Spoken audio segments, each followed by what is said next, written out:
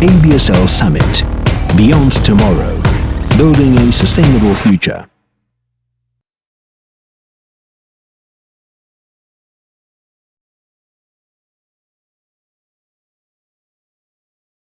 Let's jump to the next part of our conference.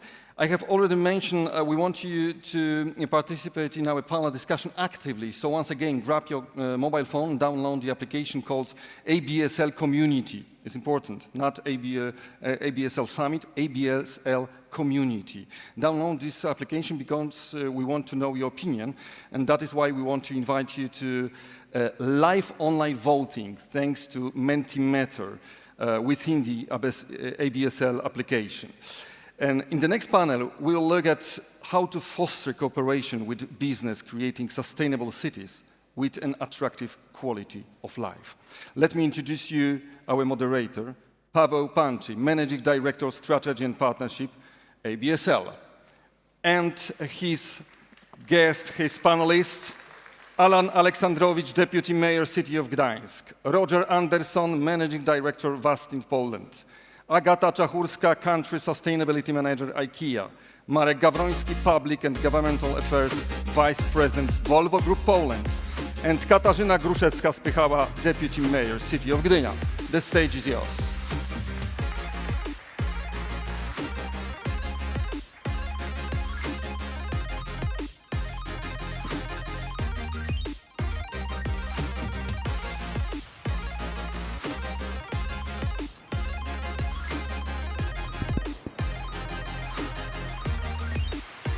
Ladies and gentlemen, that was quite a bomb, because the description of what the office of the future is going to look like, not like we have it right now, not like the offices of the companies that we know, but we will be more responsible for being a part of the community. That would be my bomb question to Vastint and Roger, but we don't want to start like Hitchcock from the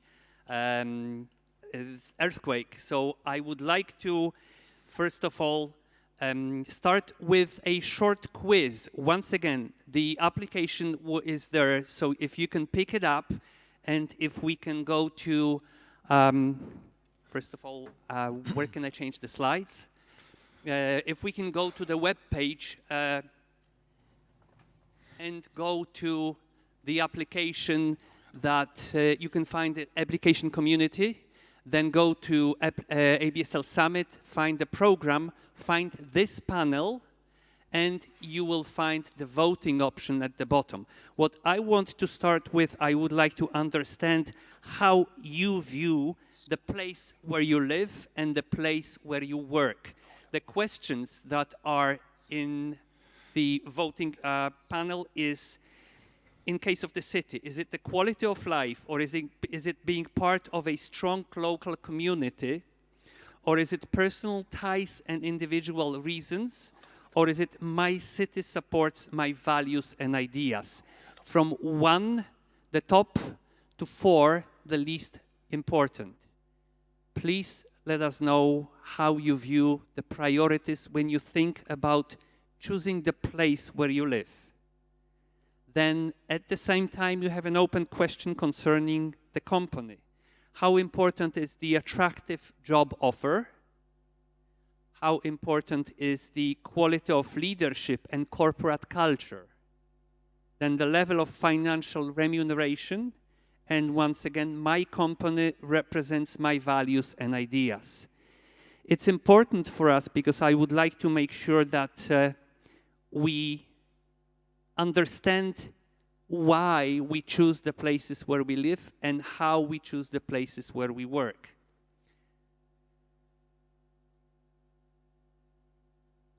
So this is what we see is the company, quality of leadership and corporate culture, which is once again an important aspect of why we choose the company, because of the people that run it and the people that are there. Level of financial remuneration. This is a voting without the names, so it always comes up very high. By the way, 93% of our employees that change the jobs recently change it because of the financial reasons. My company represents my values. Once again, my company is me and an attractive job offer and a clear career path. Surprisingly enough, this used to be number one answer of all the employees, but we see it's changing. In case of the city, if we could go back to the results of the city, it's quality of life. Once again, this is the answer to the mayors. We look at the place and what it's offered. Family ties and your past in the place. Naturally, it's difficult to leave the place if we have the family there. My city supports my values. Once again, it's not the last, it's last but one, but still number 3.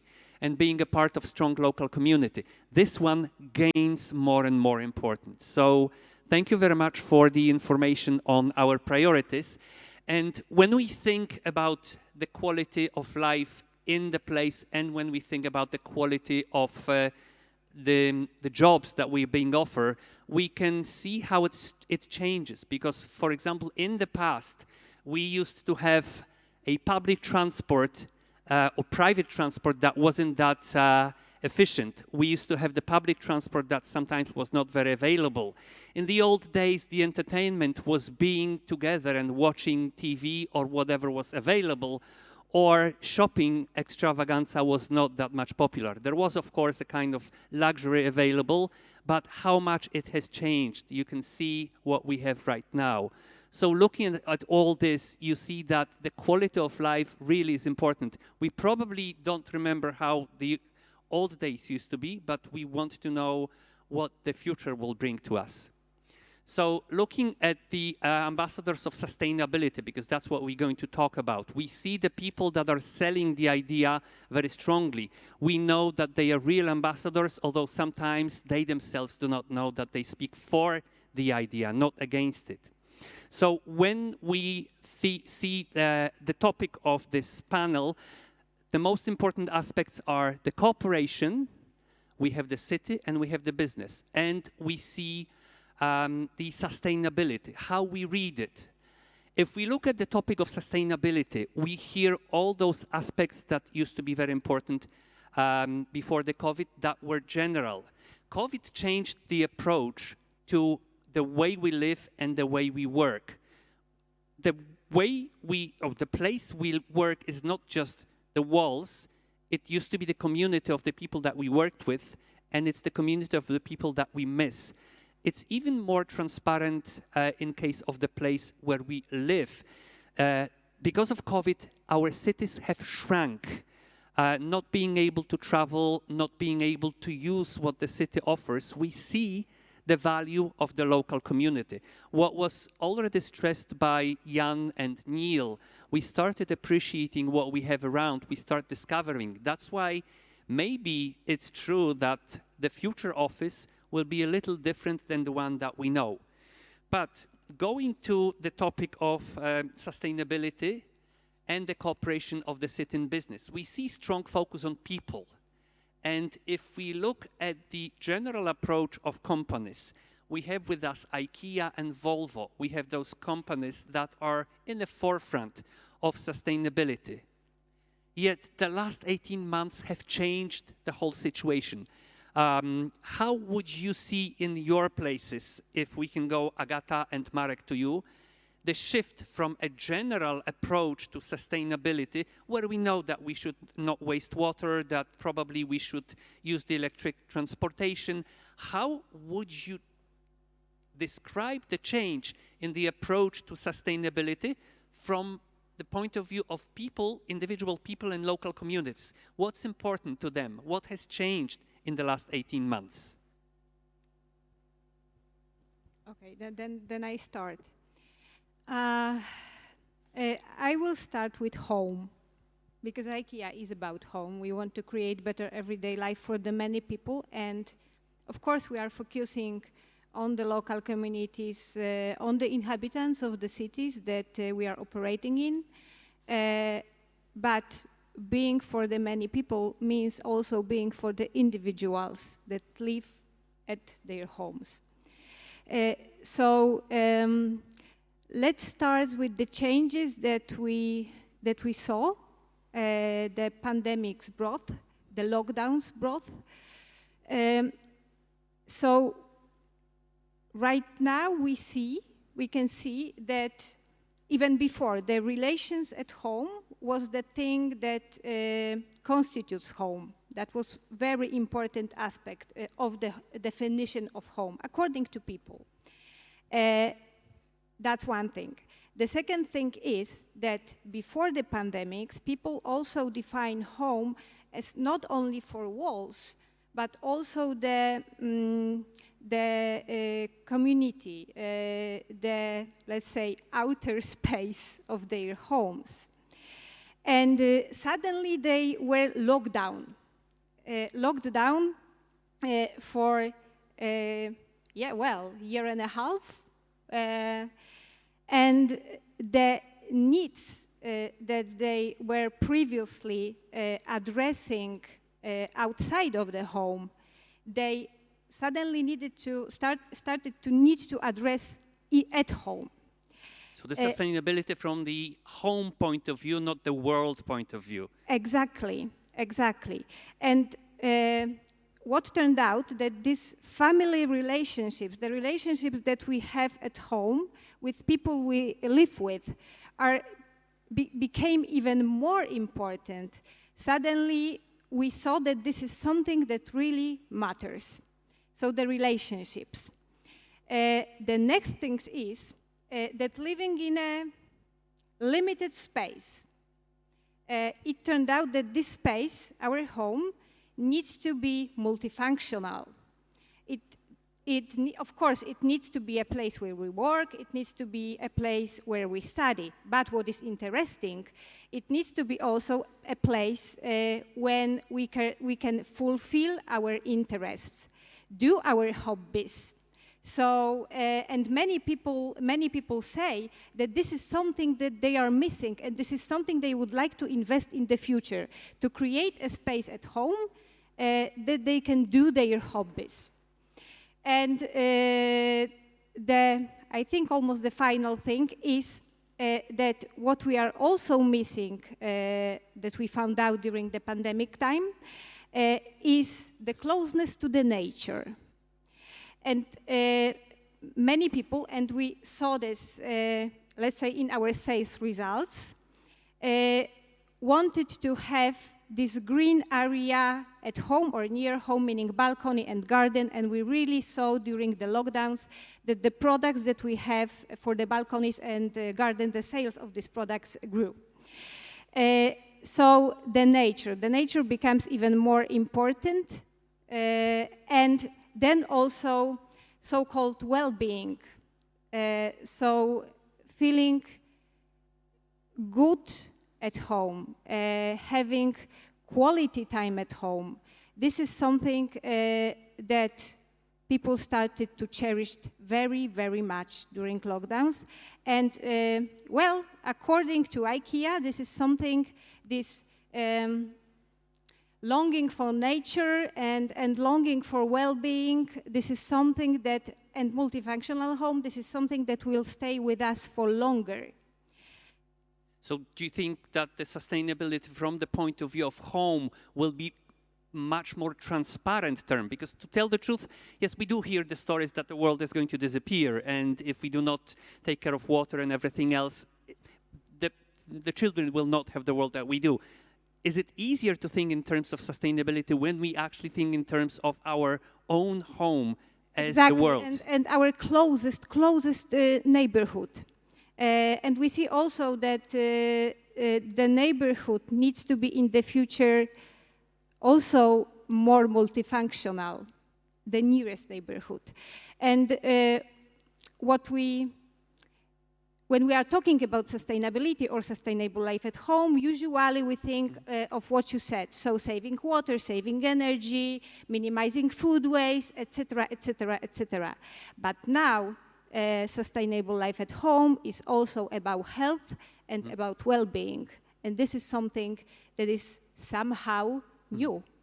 Thank you very much. That's important because, to tell the truth, the old understanding of sustainability was not very clear to me and not very transparent. We take it much more to the heart. Marek, how is it in case of how Volvo approaches the last 18 months from the point of view of sustainability. Good afternoon. I think we work in a bit different sector, in different business. However, we have some common projects. Anyway, we, first of all, delivering or carrying people and goods every day to their destinations. So we produce trucks, we produce buses, and our vision has not changed at all. So we want to be fossil-free in the future, and we see that from the environmental and sustainability context, we want to go without any deviation in the same direction. So when it comes to the pandemic, of course, we have been affected heavily when it comes to the tourist industry, where people have been locked at homes, at houses, couldn't travel, and we believe that anyway it will change soon. It is slowly, gradually changing, so we believe when it comes to the coach sector especially, it will change. When it comes to the public city sector, there was of course a moment of hesitation. People were afraid, again locked at their houses, couldn't leave, work from home remotely. So that was a really extraordinary time. But it is again gradually changing. We believe everything will back to the normal again. So again, we see that almost all, if not all, cities around the world are facing the same problem, is how to really grow in the sustainable way. And public transport and transport of goods is one of the key elements of that issue. So speaking on behalf of the producer of buses and trucks, we see a key role here when we can shape the future of the cities when it comes to the public transport and transport of goods, emission-free, with less congestion, but also with less air pollution and CO2 pollution. Marek, but if you look at the average age of our people is 31, I don't think they are that much aware of how much emission comes from this or the other bus, but they represent the sharing economy, which for them is the way of life. Isn't this a challenge for the producer of buses that, you know, or how do you approach that? I mean, okay, they may not have, by the way, the IT guys, the first acquisition that they used to have, maybe not with the first wage, but a little later on, was the car. Those guys didn't travel a lot, but when they wanted to have the car. Now it's changing. The sharing economy pushes people to sharing even the means of transport. Do you think they do pay that much attention to the type of bus they ride on to work or to wherever they go? I believe so. I think the key question is, or the key factor is whether the public transport is attractive. So it is to make the transport more attractive for the young people or for the people, to really make kind of incentives to let people leave their cars and to go and to use metros, tramways, or electric buses. And from my perspective, electric buses makes public transport much more attractive. So first of all, public transport is much more efficient, several times more efficient than using passenger cars, first of all. But if this is attractive, safe, then people will be eager to really start to use public transport. Imagine that using electric bus, we can place the bus stop in front of our apartment, our flats, because it's quiet, it's silent, but it is also emission-free, but also creates new opportunities to really change the urban planning. So to involve city, we can really design bus stops, in indoor bus stops, or even, I don't know, intake inside the hospitals to really make the public transport more accessible for the passengers. So from the first part that we see the business approaching the topic of sustainability is that it also is more concentrated on people, on their needs, individual people, individual needs, and that it is bringing the topic of sustainability closer to the individual people functioning in communities. Now, when we look at the cities, we know the urban planning, we know the budgets of the cities, it's sometimes a challenge, there is a requirement, European Union places this or that requirement, but how has the approach of the city to urban planning changed when thinking in terms of sustainability in the last 18 months? I mean, this also has been a blow. People were not using the transportation in general. There were not that many taxes coming to the municipal budgets.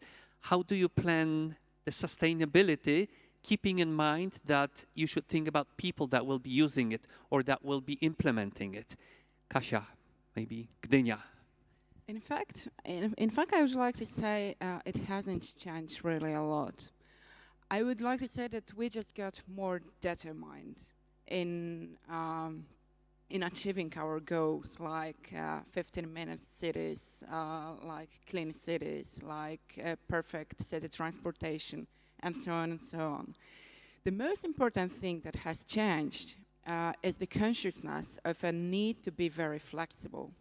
Because if we speak about urban planning, it's usually a very long-term planning.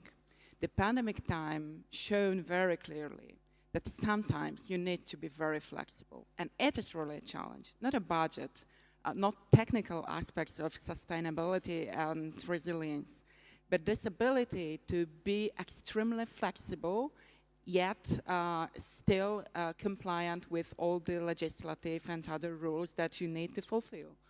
So this consciousness of flexibility, of a need of flexibility, is, from my point of view, the biggest change that has been made.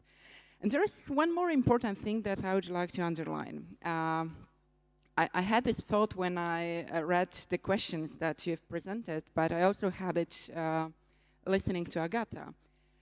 Because I don't think that taking care of individuals is at any point contrary to taking care of the community. I'm pretty sure that the pandemic time shown us that community is extremely important. The community at your home, community at your closest family, but also sense of being the part of a bigger community, like, for example, city. Still, it's important to have your personal space, for example, for your values and ideas, a safe space for your values and ideas, which obviously cannot be shared with everybody in such a big community. But it is also important to have this feeling of being a part of something bigger.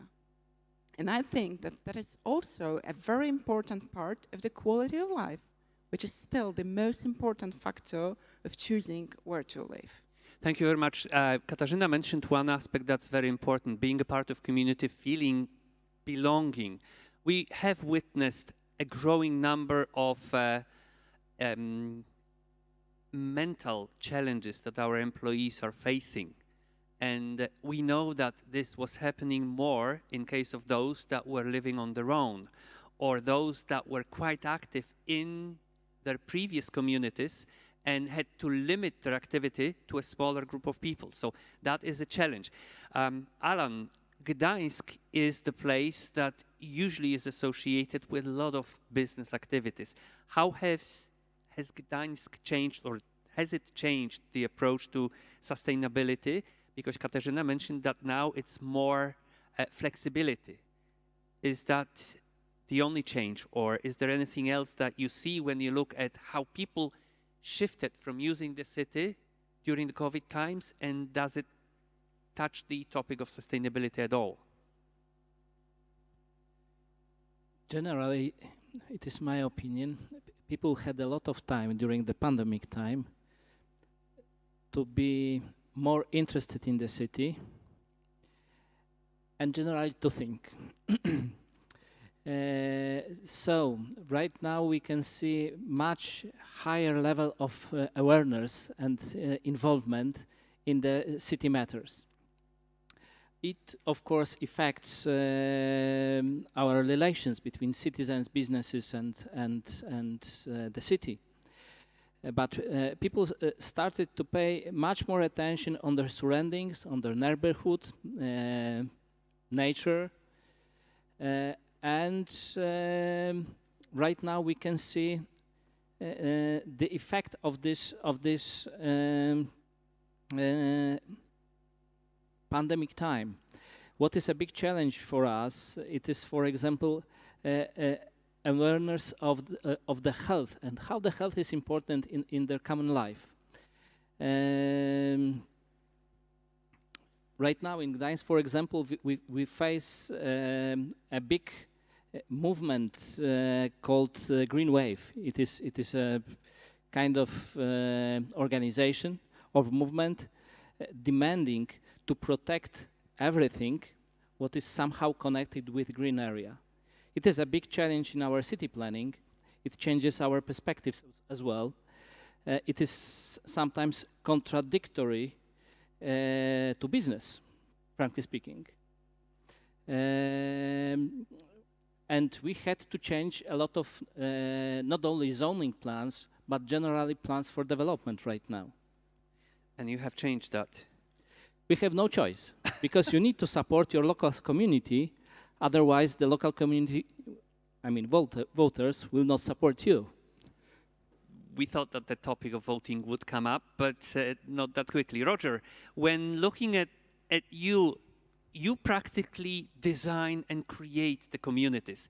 The challenge of what Neil mentioned is that that community will have a different aspect.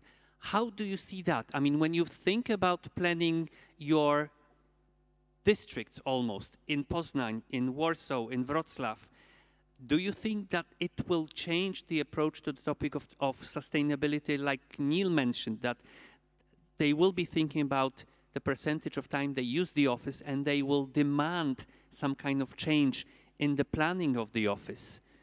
What's ahead of us from your perspective, from the perspective of developer? As an office developer, it was really sad to hear. But we're also a developer of a mixed-use project. So we're also doing hotels, residential, retail, entertainment, and so on. And so I am actually happy to hear that the future of places for people to work is a mixed place, our communities. And this is exactly what we are planning. Like you said, in all these different big cities. So in Gdynia, for instance, we are now planning quite a big transformation of the city with our Gdynia waterfront, where we have already existing office and hotels. And here we will bring forward even more residential office, some more hotels, some more community, so bringing spaces where people can meet. So this is, I would say, a good example how we try to create a future communities with a real, as much mix as possible. It's not an easy thing because you really need to take into a lot of things into account. And you need to work very closely with the cities so we have the same thinking and the same approach. Because sustainability for us is not just an environmental solution, it's also long-term thinking how this place will live forever. We don't want this place to be dead after 5 years or 7 or 10 years. This is sustainability in our meaning as well. So it is quite hard to find a good mix and a solution to create this really to work for forever. But this is what we do. Sure. Thank you very much. So summarizing the first part of the panel, when we were trying to analyze what are the common aspects of that cooperation, we hear a couple of slogans or we hear a couple of sentences. First of all, it's much more push on community, not on individual aspects that are important, but they are being realized in the community.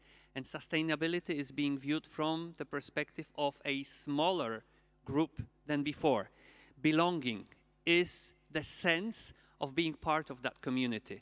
We are much more dedicated if we have that feeling of belonging to the specific, maybe not the place, but the group or a platform where we communicate. That requires the involvement, or that enhances the involvement. Feeling that we belong somewhere, we get more involved, also in the sustainable topics. Well-being as a part of sustainability. That is something new. Before, if you remember, we used to have individual aspects of taking care of ourselves, trainings, gym cards. Now we think in terms of broader well-being, not just the physical one, but also the mental one, and the long-term planning perspective. So when we look at this and we think about what has changed, we see that this cooperation should be concentrated on individual people, looking at the aspect that people take into consideration when they choose the place to live. By the way, you know that when you come to TRICITY, you live in Gdynia, you work in Gdańsk, and you party in Sopot. This hasn't changed in the pandemic, and I think this is the biggest advantage of living in one city, having three options.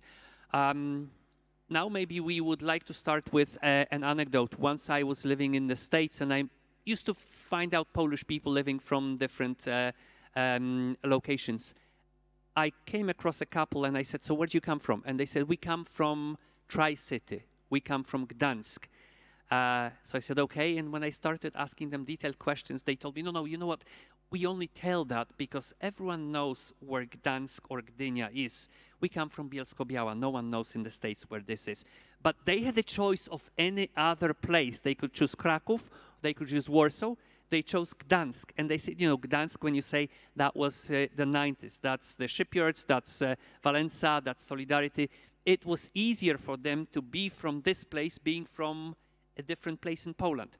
So when we think about planning the life and thinking in the sustainable terms, what kind of priorities do you see when you think about cooperating with business? You mentioned the change, but if you could go a little deeper and tell us how having our community, 30,000 people, by the way, if we look at who we are, this is the Tri-City. This is more than 30,000 people in one place. The average age is 31 years. 98% are with higher education. They speak 2.83 foreign languages. 82% of them have regular contracts and hours. 7,500 is an average salary, and 3.5% is the contribution to the GDP. Looking at this and thinking and planning the cooperation, how would you say you would like to cooperate with the business when thinking what we just said and thinking about sustainability? What would be the city's offer?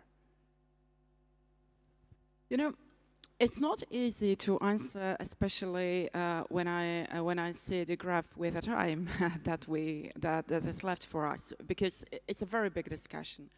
But a key word is balance.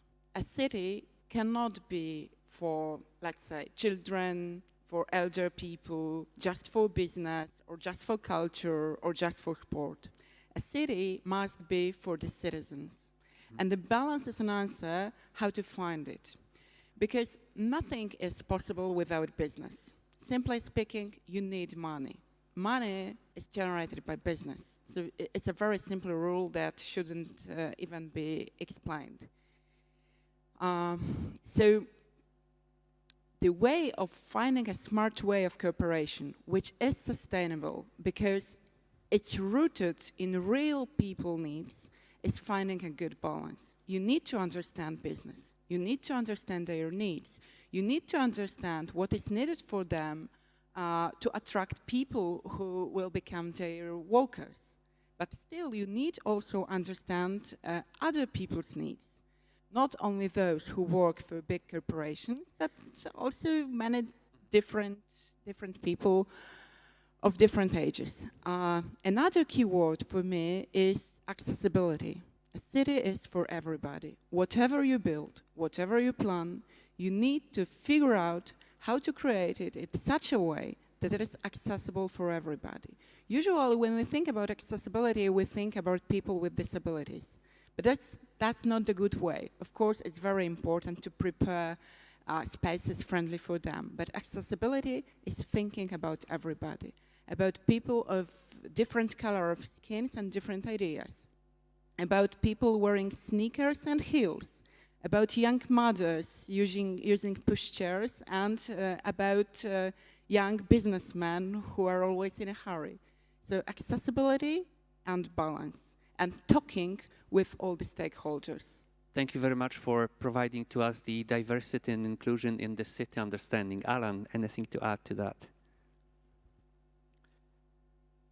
If you look for a city when you can feel really free, and you are looking for a city like Freedom City, you will find it here, especially in these times.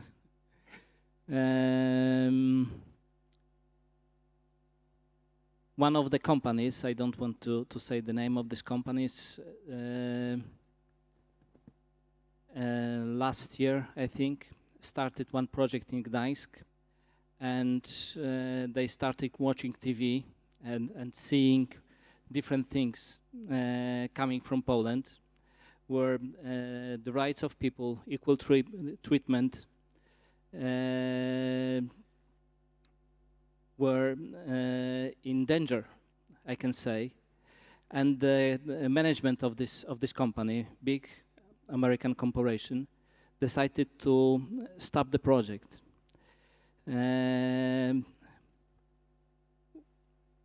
After our conversation, our meetings, online meetings, we were able to convince them that the Tri-City is a quite different zone. So if you're really looking for a zone of freedom, you can find it here. Of course, with a great quality of life comparing to other places, but you can feel free here. I think that it's important right now. Thank you very much for bringing up what was said by the mayor, Dulkiewicz, at the opening. Kasia, Marek, when you think from the perspective of the company, building the belonging to the company, what would be most important aspect, especially now when there is so many things that may scare us away from going back to the office, from going back to the old model of life? How to build that belonging by the company?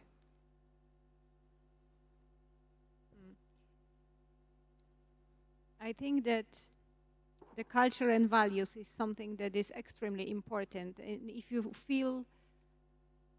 can feel that you share the same values, you can feel that you are a part of, yeah, as you said, something bigger. And whoever you are, however you are, you just can be yourself in the place you are working in. So you feel that there is respect for the diversity and inclusion mentioned already. Then this is something that is a key. So whatever will happen, if we will work online, remotely, or if we will work offline at the office, this feeling of shared values and being welcome as you are in the company, this is something that I think brings, let's say, loyalty to the company and brings the feeling of belonging, plus the sense of purpose and mission. That was presented in the something very important in the quiz, that my company represents my values. Marek, anything to add? Yeah, absolutely, fully agree. I would also add legacy, heritage of the company, but also loyalty. Also the sector we are working in. We are working in automotive industry, so I would say that it's so much happening today in the automotive industry, and will happen in a very nearest future comparing to the last decades. So our employees, our people are so proud to really contribute to the development of the company. We are present in Wrocław, we are happy to be there. Our European headquarters of Volvo buses has been relocated to Wrocław, so we work on really ambitious projects. We produce electric buses, we produce very modern and design and engineered hybrids. So this is happening in Poland, and we are very proud of. And this is also the element which is bringing the loyalty, or building the loyalty of our employees. Thank you, Roger. The office is a tool to enhance that belonging.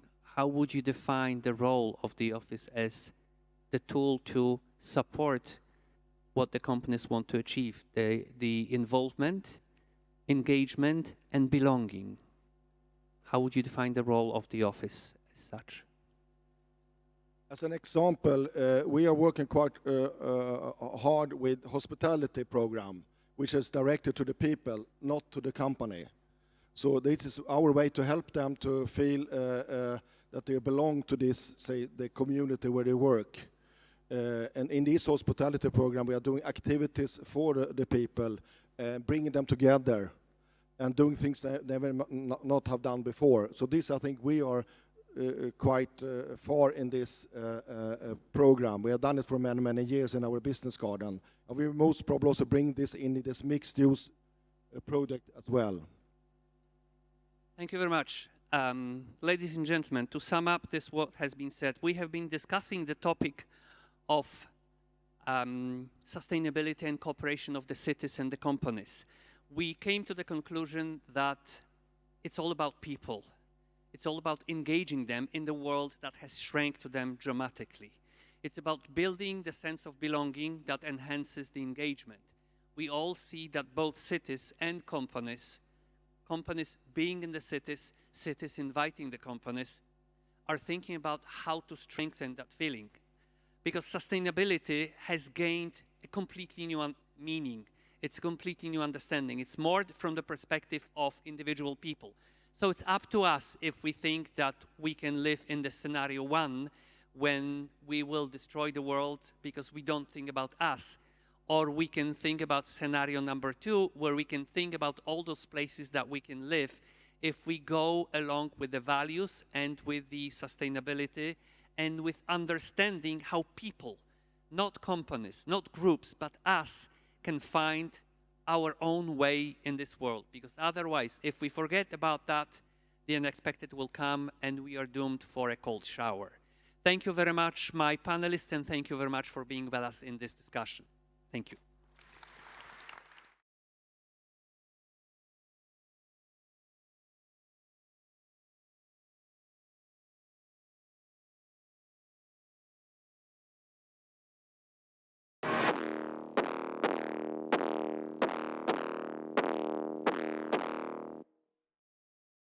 Resilience, maturity, talents, growth, innovation. But change made us stronger. This all made us sustainable. ABSL Summit. Beyond tomorrow. Building a sustainable future.